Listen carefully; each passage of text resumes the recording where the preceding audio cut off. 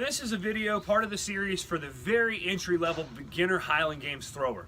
We're going to talk about two different events in this video, the Braemar Stone and the Open Stone, and a little bit of differences. Now, I'm just using this little baby practice stone for the demonstration part of the video.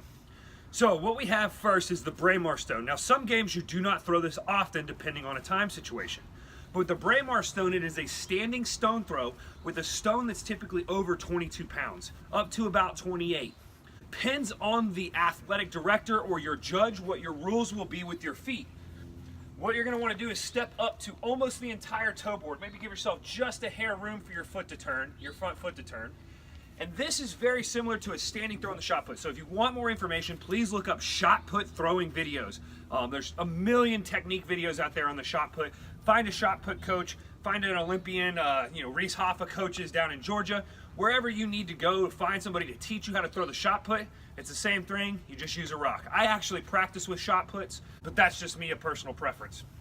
So, what you're going to want to do is step up to the toe board, and you're going to have a stagger stance. So I'm a right-handed thrower. I'm going to have my right foot set a little further forward than my left, so about a heel-toe relationship. That allows me to get my hips through. We're going to take the stone. Now, this is something you see a lot wrong with people throwing, especially when they're newer. You want to take the stone in a thumb down position, drive that stone into your neck, jaw area. And I'm jamming this in here hard, hard, hard. The reason being that we want to do that is so when we do start moving, it doesn't fall off our face, as well as it creates this kind of slingshot effect. If I jam it in here, when I go to finish, it's stuck in there, and I turn my head at the very end and punch, it flings out of there versus holding it here and trying to throw it. Also, this position, if we keep my elbow up as I put and push, and I will push out and flick to the side when I'm throwing. So if I'm pushing here, flick out to the side. When I do that, that elbow protects my shoulder. It doesn't hurt my shoulder as much or leads to potential injury. So that's with the Braemar, that's with the Open. Now with the glide in the Open Stone, guys will tuck it a little more under their chin. So work on your shoulder mobility if you struggle to get into this position. So holding that stone elbow high, depends on the rules with the Braemar Stone. You may not be able to move your feet at all. They may have to stay stationary.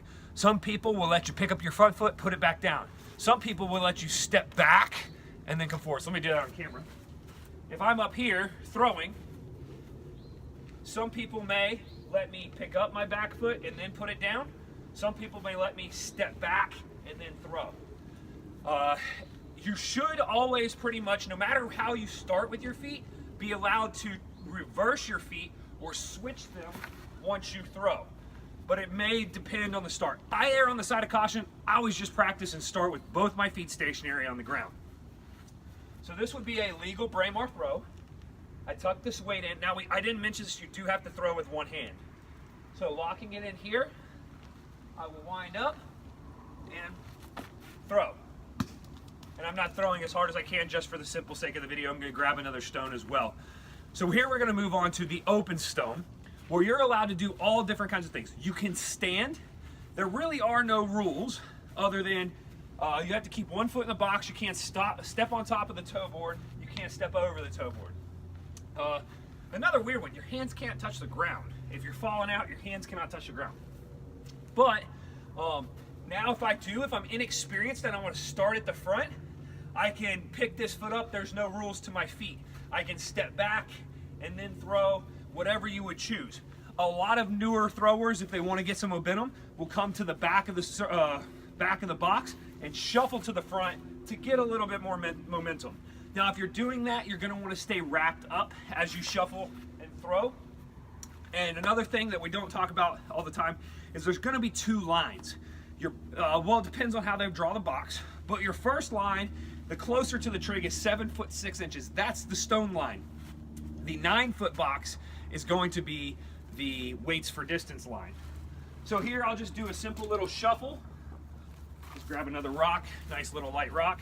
What I'll do is I'll step back here. I'm going to do a simple little shuffle that would be a legal Open Stone throw.